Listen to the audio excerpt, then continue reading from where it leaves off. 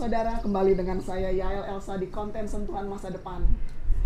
Pada episode kali ini saya akan membagikan kisah hidup saya, kesaksian hidup saya, bagaimana Tuhan menolong saya untuk meloloskan saya sembuh dari penyakit COVID-19 yang saat ini sedang melanda dunia.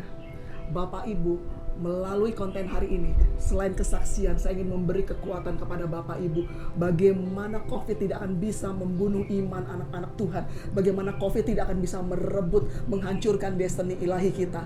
Bapak Ibu, seperti yang kita ketahui bahwa COVID-19 adalah agenda dari iblis. Karena iblis tidak suka bagaimana anak-anak Tuhan bergerak untuk menjamah, menjangkau jiwa-jiwa sehingga revival terjadi. Dan iblis mencari cara bagaimana caranya mengunci kita di rumah masing-masing sehingga gedung gereja kosong dan gereja dibuat mati. Bapak Ibu, ketika kita berbicara gereja, ini bukan tentang gedung, tetapi ini adalah tentang pribadi kita masing-masing, pribadi dari orang-orang percaya. Karena iblis berusaha melalui COVID-19 ini, kita akan dibuat untuk mati imannya sehingga mati destiny-nya. Kebas jangan sampai itu terjadi pada kita semua. Saat ini saya ingin sharing kesaksian hidup saya supaya saya bisa memberi kekuatan kepada Bapak Ibu, karena saya juga mengalami banyak hal bagaimana Tuhan izinkan saya melewati banyak proses sehingga saya tidak hanya sekedar menyampaikan khotbah, tetapi saya sendiri pun pernah berada di titik itu. Bapak Ibu, di akhir tahun lalu, tahun 2020 lalu, Tuhan mengizinkan saya untuk terkena penyakit itu, dan itu rasanya nggak enak Bapak Ibu.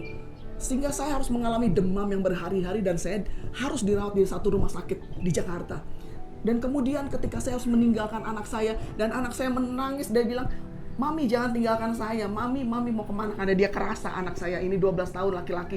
Dan dia menangis dan dia bilang, "Jangan pergi, tinggalkan dia," karena dia kerasa bahwa saya akan pergi ke rumah sakit. Dan saya akan gak ketemu sama suami dan anak saya dalam jangka waktu yang lama.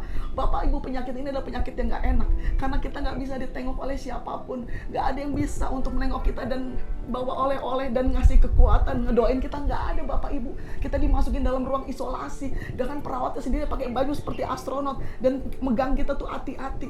Bapak Ibu, tetapi Tuhan luar biasa. Saya akui saya berada di titik yang paling rendah. Saya akui saya sempat hilang iman saya. Saya akui ketika saya bangun saya merasa hancur dan ditinggalkan. Dan saya mulai bertanya kepada Tuhan, "Mengapa Kau izinkan semua ini terjadi dalam hidup saya Tuhan? Pada saat saya sedang giat melayani Engkau, pada saat saya sedang melakukan banyak agendamu, tetapi mengapa Engkau izinkan semua ini terjadi?" Dan Bapak Ibu tahu, ketika saya sedang dalam keadaan yang sedang dalam titik terendah, tiba-tiba Roh Kudus berbicara kepada saya, "Nak, kapan aku pernah berdusta pada engkau? Lihat di sekelilingmu, nak.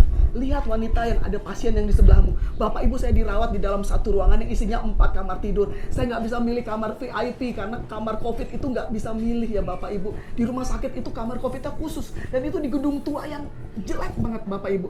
Gedungnya jelek dan benar-benar bangunan tua. Dan ketika Roh Kudus bilang, "Nak, daripada engkau menangisi dirimu, kamu lihat wanita di sebelah sana." Dan dijabarkan semua masalah hidupnya. Dan saya ngeliat, wah ternyata ada yang lebih hancur hidupnya dari saya. Dan lebih banyak masalahnya dari saya. Kemudian saya berpikir, dia bilang sama Roh Kudus, "Mana bisa saya doain ibu itu? Saya sendiri dalam keadaan demam. Saya sedang diinfus. Infus saya ini banyak. Saya diinfus bisa 12 botol sehari Bapak Ibu. Dan benar-benar rasa saya benar-benar menggigil dan saya nggak bisa untuk berpikir jernih. Dan Tuhan bilang kepada saya, "Hari ini saya akan tunjukkan kepadamu bahwa ketika engkau melayani orang, itu bukan dengan kekuatanmu, itu bukan dengan pikiranmu, itu bukan dengan semua yang ada dalam dirimu, tetapi itu akan ada Rohku di dalam kamu." Dan saya mulai berpikir, baik Tuhan, tapi beri saya kesempatan dulu untuk saya memulihkan iman saya. Dan saya mulai deklarasi firman Tuhan. Saya mulai perkatakan janji Tuhan dalam hidup saya. Saya mulai perkatakan kata-kata yang positif untuk menaikkan iman saya. Dan akhirnya saya bilang, "Tuhan, saya siap." Meskipun saya masih menggigil Bapak Ibu. Dan saya bawa infus saya dan saya datangi pasien-pasien itu. Dan saya doakan mereka semua.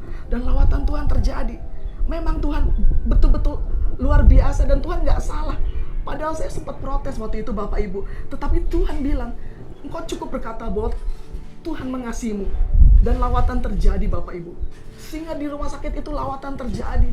Pasien-pasien dilawat bahkan dari kamar-kamar lain berdatangan ke kamar saya untuk didoain. Tentunya itu bukan dengan kuat hebat saya Bapak Ibu. Saya dalam keadaan demam, menggigil.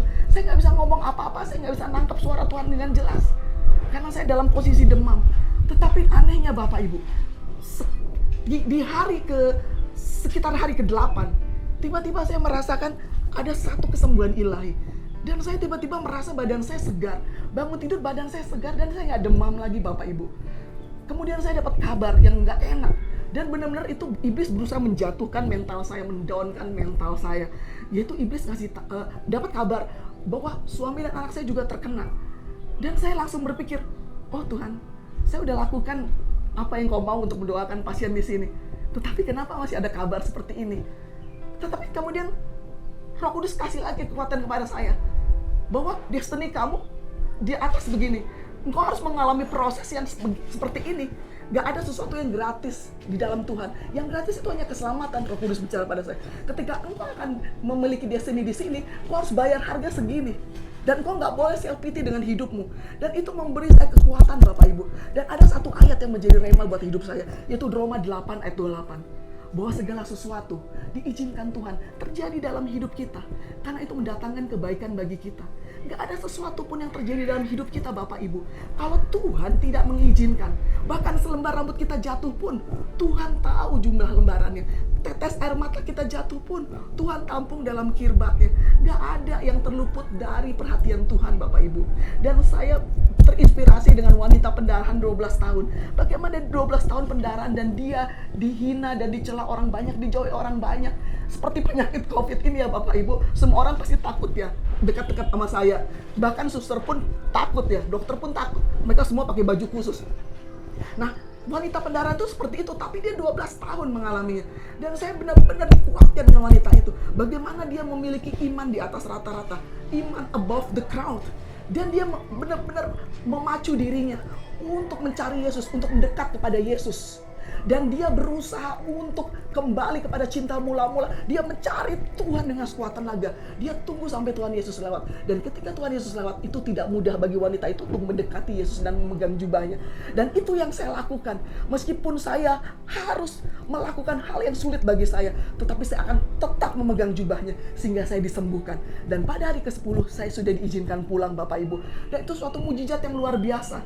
Karena saya banyak melebihi pasien-pasien lain yang ada sebulan di rumah sakit itu, bahkan 2 minggu belum sembuh-sembuh, bahkan ada yang 3 minggu, ada yang 1 bulan lebih belum sembuh-sembuh. Tetapi Tuhan dengan kasih anugerahnya, Tuhan membuat saya sembuh dalam kurun waktu yang gak masuk akal Bapak Ibu. Dan saya benar-benar sehat. Saya seperti memiliki tubuh yang baru, jiwa yang baru.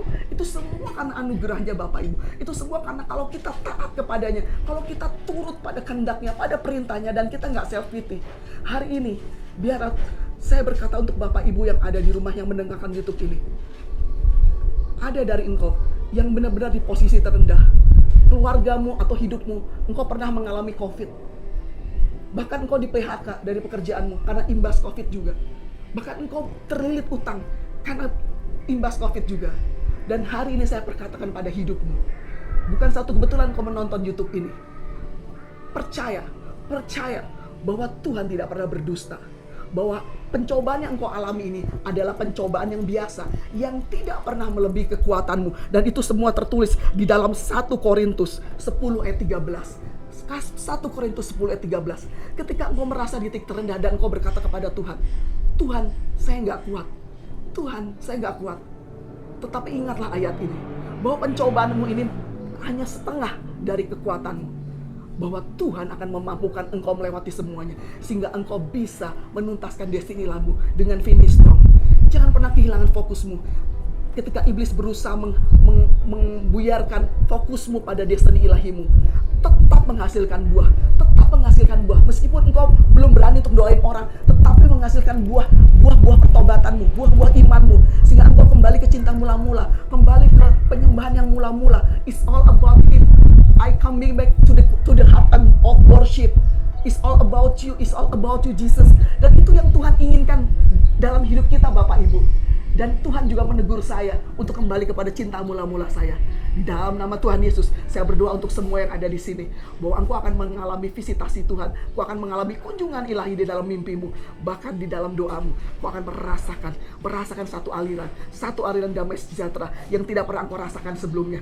Ketika engkau merasakan jamahan yang penuh dengan belas kasihan, di dalam nama Tuhan Yesus, haleluya, amin. Tuhan Yesus memberkati.